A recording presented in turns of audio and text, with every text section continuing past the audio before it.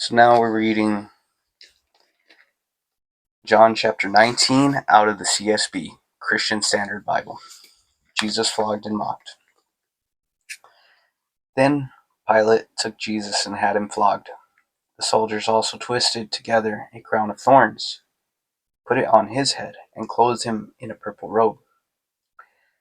They kept coming up to him and saying, "Hail, King of the Jews," and were slapping his face. Pilate went out again and said to them, "Look, I'm bringing him out to you, to let you know that I find no grounds for charging him." Then Jesus came out, wearing the crown of thorns and the purple robe. Pilate said to them, "Here is the man." Pilate sentences Jesus to death. Verse 6. When the chief priests and the temple servants saw him, they shouted, "Crucify! Crucify!"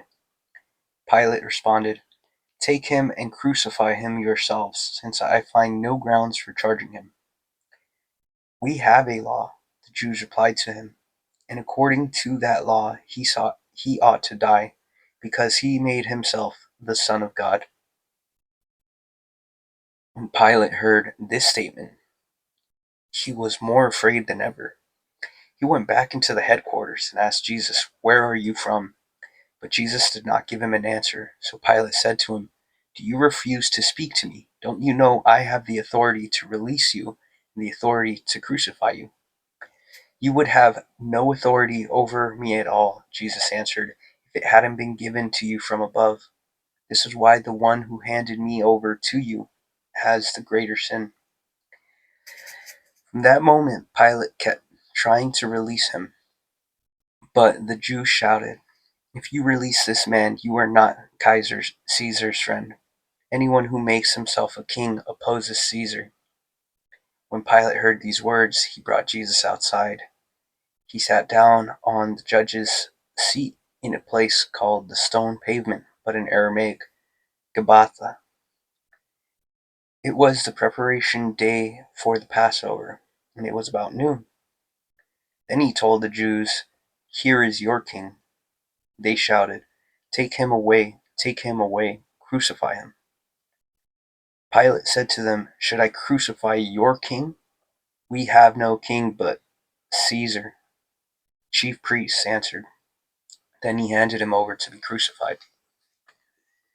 The crucifixion.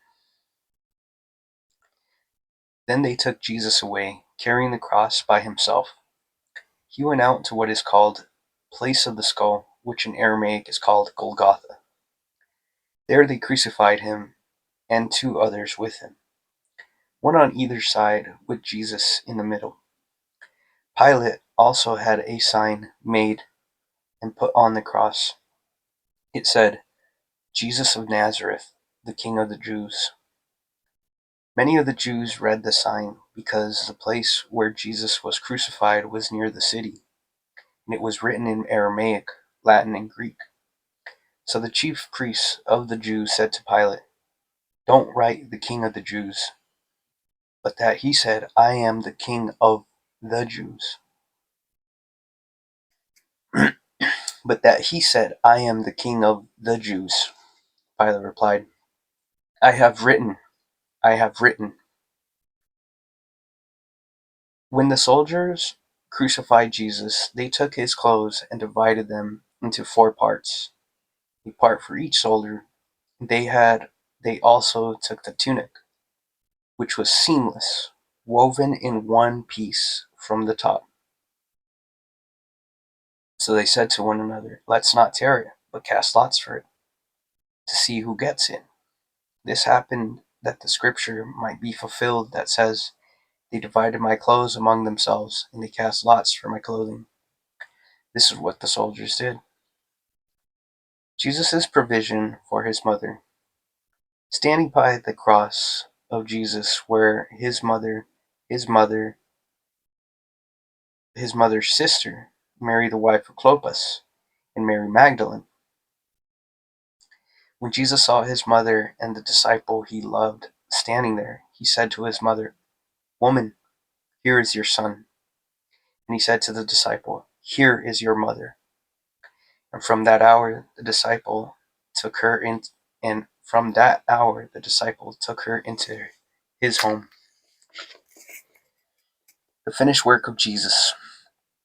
After this, when Jesus knew that everything was now finished, that the scripture might be fulfilled, he said, "I'm thirsty."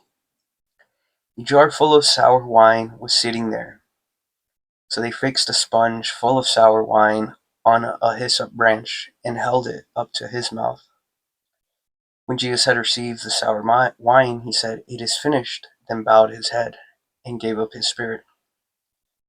Jesus' side pierced. Since it was a preparation day, the Jews did not want the bodies to remain on the cross on the Sabbath, for that Sabbath was a special day. They requested that Pilate have the man's legs broken and that their bodies be taken away. So the soldiers came and broke the legs of the first man and the other one who had been crucified with him. When they came to Jesus, they did not break his legs, since they saw that he was already dead.